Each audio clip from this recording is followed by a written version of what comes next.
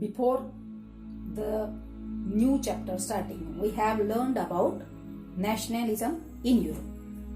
Now, in this chapter, we will learn about nationalism in India.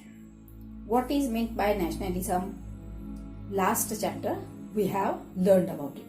Nationalism means loyalty and devotion to our nation. Means our country के बारे में हमें जो भी कोई निष्ठा होती है, रिस्पेक्ट होता है या डिवोशन होता है, उसी को नेशनलिज्म कहा जाता है। अब इसी लेसन में हम क्या देखने वाले हैं, तो some movements in the leadership of Gandhi ji. First one is non cooperation and another one is civil disobedience movement. We will learn about these movements.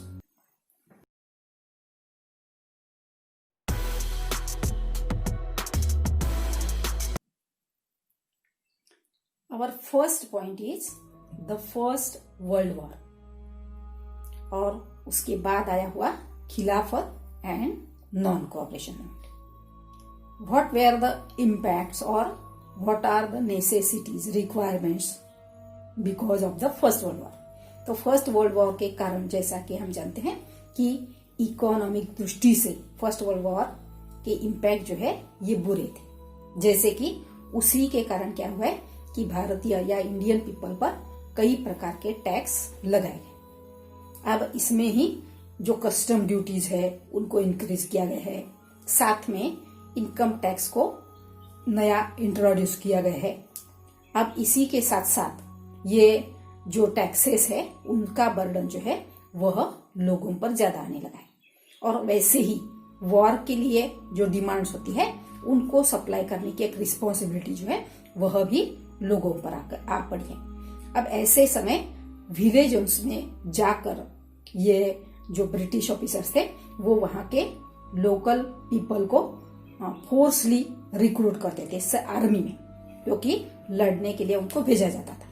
तो ऐसे समय इस फोर्स रिक्रूटमेंट के कारण वहां के लोग जो है उनमें एक प्रकार का एंगर निर्माण हुआ है। अब ऐसे ही समय धीरे धीरे लोगों में एंगर बढ़ने लगा है, क्योंकि उनके खाने की हालत जिल्लत जो है वो बढ़ने लगी। और ऐसे ही समय 1918 में और 1918 से 1919 तक और 1920 से 1921 तक, ऐसे दो समय में बहुत बड़े फेमिन हमारे देश में आ गए थे, और जिसके कारण क्रॉप प्रोडक्शन फेल हो गए। तो ऐसे समय ये क्रॉप प्रोडक्शन भी फेल हो गए, तो लोगों की दिक्कतें जो है वह बढ़ने लगी, और इसी वजह से लोग जो है ब्रिटिश गवर्नमेंट के खिलाफ उनके मन में गुस्सा आने लगा है।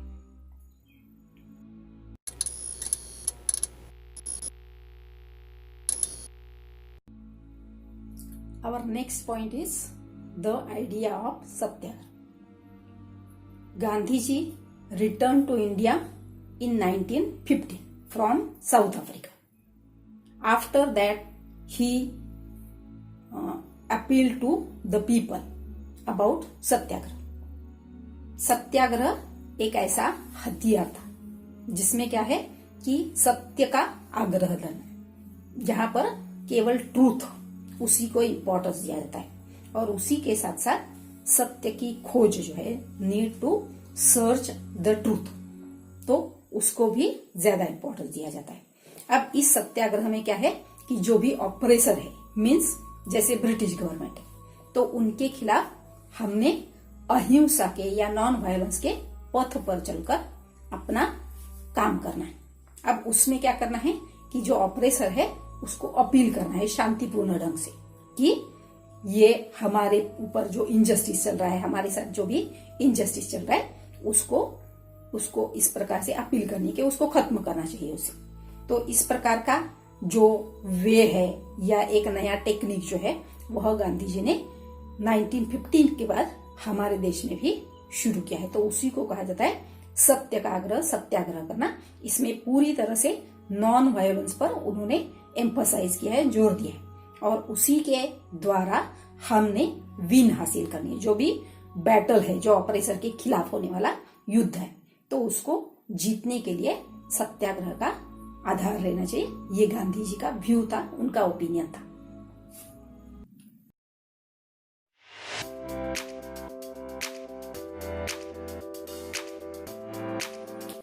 After returning India Gandhi ji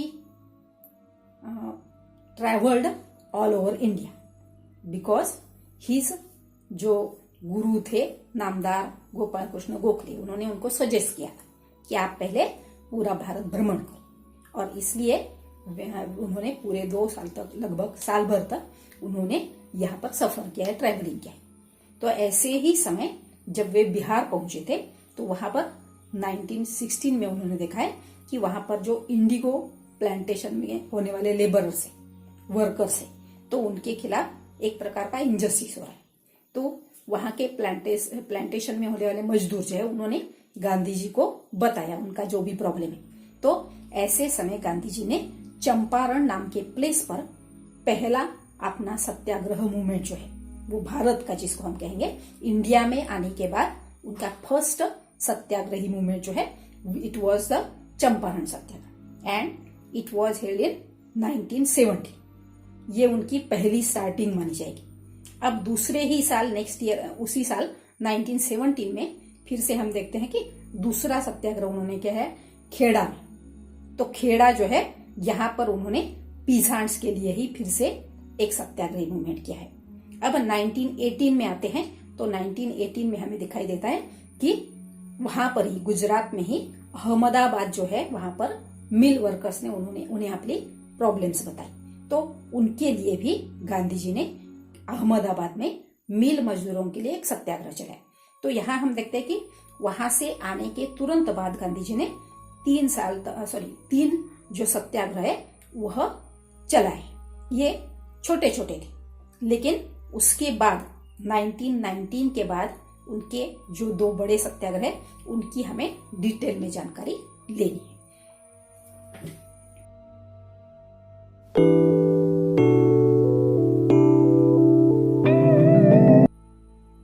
now the next point is the Rowlatt act. अब ये रौलट एक्ट क्या था?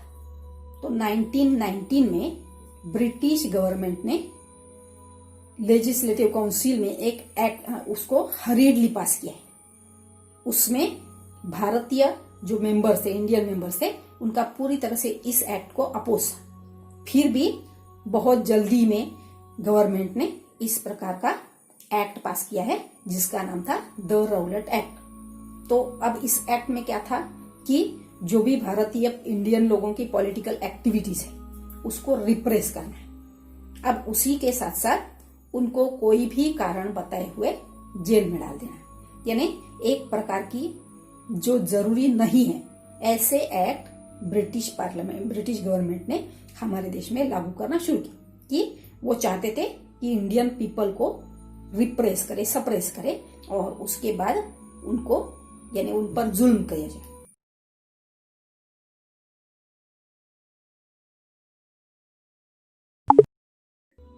Now the opposition to this Rowlatt Act, उसके लिए लोगों ने क्या किया?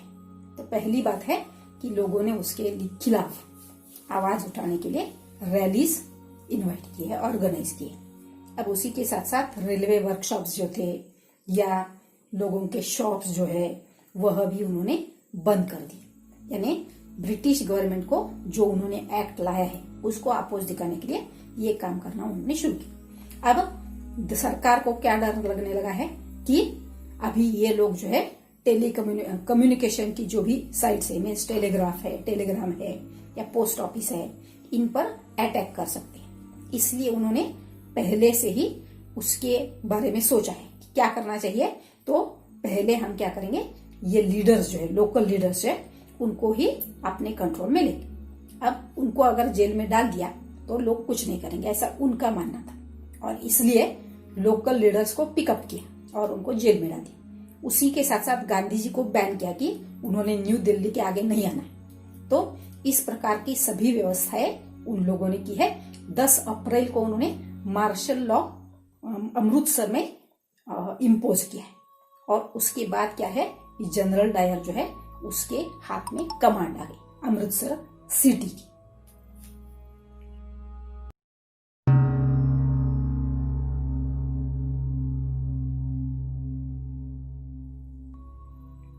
अब नेक्स्ट जो इंसिडेंट है हिस्ट्री में बहुत इंपॉर्टेंट माना जाता है और वह है द जालियनवाला बाग मसाकर। जैसा कि आप जानते हैं कि रौलट एक्ट इम्प्लीमेंट करने के बाद उसके खिलाफ पंजाब में भी प्रोटेस्ट करना शुरू हुआ। अब ऐसे ही समय 13 अप्रैल 1919 को बहुत सारे लोग जो है वो जालियांवाला बाग नाम के प्लेस पर गैदर हुए थे। अब उसके पीछे कुछ लोगों का कारण अलग था। कुछ लोग उसको रौलट एक्ट को प्रोटेस्ट करना चाहते थे, मीन्स अगेंस्ट दिखाना चाहते थे, और कुछ लोग वहां पर उस समय उनका बैसाखी नाम का फेयर चल रहा था, मीन्स एक प्रकार का त्योहार होता है। तो ऐसे समय कुछ लोग वहां पर गैदर हुए थे। तो उस बाग में लगभग 3-4 हजार लोग तो उस समय एकत्रित हुए थे। तो ऐसे ही समय जनरल डायर आ गया, क्योंकि उसने पहले ही अमृतसर में मार्शल लॉ वहां पर लागू किया था, और इसलिए जब उसको खबर मिली कि बहुत सारे लोग वहां पर जमा हुए, तो उन्होंने क्या किया है, वहां पर आ गया और सभी रास्ते जो है बाहर जाने के उनको पूरी तरह से बंद किए। बंद करने के बाद क्या हुआ है कि लोग बाहर नहीं जा सकते थे, और उसने अपने साथ बहुत सारी सोल्जर्स लाए थे, और सोल्जर्स के पास बहुत सारी गन्स थी। तो उसने आने के तुरंत बाद इस प्रकार का काम किया है कि रास्ते बंद करो, और उसके साथ साथ उसने फायरिंग का ऑर्डर दिया, और लगभग 10 मिनट तक बहुत सारी फायरिंग चलती रही। अब लोग भी घबराहट में इधर उधर भागने लगे, लेकिन उनको जाने का रास्ता भी नहीं मिला, और बहुत सारी गन्स बंदूकें जो है वो चल रही थी। इस कारण से फायरिंग की वजह से बहुत सारे लोग जख्मी भी हो गए, और बहुत सारे लोगों की डेथ भी जगह पर हुई। तो इस प्रकार का एक नृशंस हत्याकांड जिसको कहा जाता है, ये उस समय 13 अप्रैल 1919 को हुआ है। तो उसी को हम जालियांवाला बाग मसाकर कहते हैं। तो ये इंसिडेंट जो है ये 1919 में हुआ है।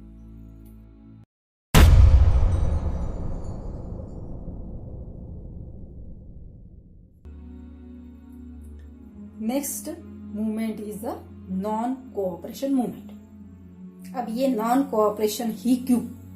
अब इसके बारे में गांधी जी का आंसर जो है हिंद स्वराज नाम के उनके बुक में उन्होंने लिखा है कि ब्रिटिश गवर्नमेंट जो हमारे देश में एस्टेब्लिश हुई है, उनका रूल, तो it was because of the cooperation of Indian people. अगर हम इस प्रकार के कोऑपरेशन को ही खत्म करेंगे तो ब्रिटिश रूल अपने आप ही कोलैप्स हो जाएगा। ये गांधी जी का ओपिनियन था, और इसलिए उन्होंने अपने फर्स्ट मास मूवमेंट को नाम दिया है नॉन कोऑपरेशन मूवमेंट। अब ऐसे समय उसकी शुरुआत की गई है, जैसे उसका स्टार्टिंग जो है इट वॉज बिगिनिंग इन जनवरी 1921।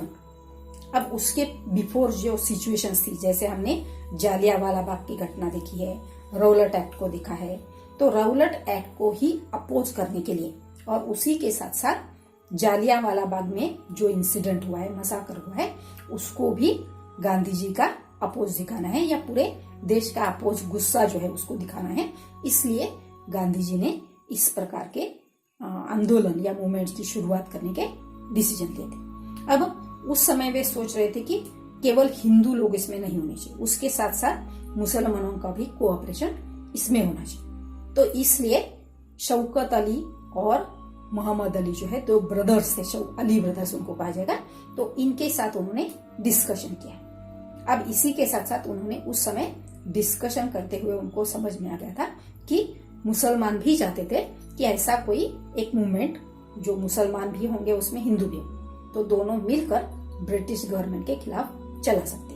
तो इसलिए उनका कारण क्या था मुसलमानों का, कि जो फर्स्ट वर्ल्ड वॉर हुआ था उसमें उनका जो तुर्कस्तान का खलीफा है उसका एक प्रकार से इंसल्ट किया गया था ब्रिटिश और बाकी लोगों द्वारा, जो यूरोपियन राष्ट्र है जो विनर्स थे फर्स्ट वर्ल्ड वॉर में। तो उन्होंने इस प्रकार से उनके खलीफा के साथ कुछ अच्छा काम नहीं किया है, और इसी कारण से उनको ऐसा लगने लगा है कि हमारे धर्म के खलीफा का इंसल्ट किया गया, और इसलिए they were angry with British.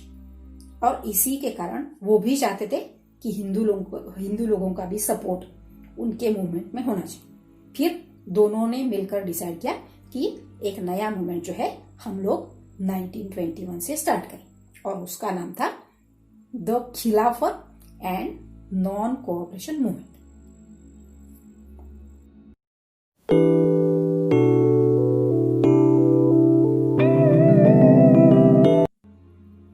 अब गांधी जी का जो नॉन कोऑपरेशन मूवमेंट के बारे में विचार था कि कैसे होना चाहिए, तो सबसे पहली बात है कि लोगों ने, ब्रिटिश गवर्नमेंट ने जो उनको टाइटल्स दिए उनको सरेंडर करना है।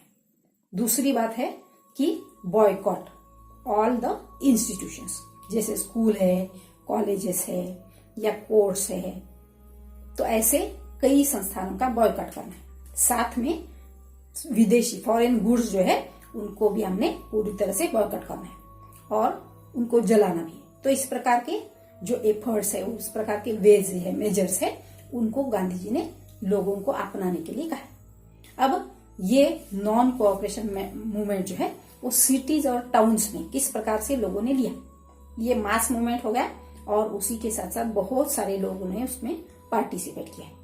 इसमें सिटी और टाउन्स के स्कूल, कॉलेजेस, कोर्स भी है, अलग अलग प्रकार के प्रोफेशनल्स है, उन लोगों ने सभी प्रकार का बंद जिसको कहा जाएगा, यानी कुछ लोगों ने रिजाइन किया है, स्कूल के हेडमास्टर हो, टीचर्स हो, कॉलेज के प्रोफेसर हो, तो उन लोगों ने रिजाइन कर दिया। स्टूडेंट्स ने भी कॉलेज, स्कूल जो है उनको पूरी तरह से छोड़ दिया। तो ये सभी काम, उसी के साथ साथ फॉरेन गुड्स जो है उनको पूरी तरह से बॉयकॉट करने के बारे में लोगों ने वही एफर्ट शुरू किए कि ऐसी वस्तुएं हम नहीं परचेस करें।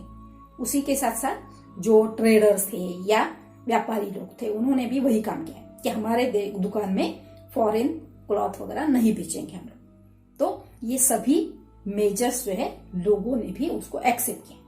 अब इसी के साथ साथ क्या हुआ है कि इसी का परिणाम हम देखते हैं कि इसी के कारण क्या हुआ है, दिन ब दिन वो फॉरेन क्लॉथ है या गुड्स है जो भी हमारे देश में आने लगा था, उसकी जो वैल्यू है या उसका इंपोर्ट जो होता था वह कम होने लगा था।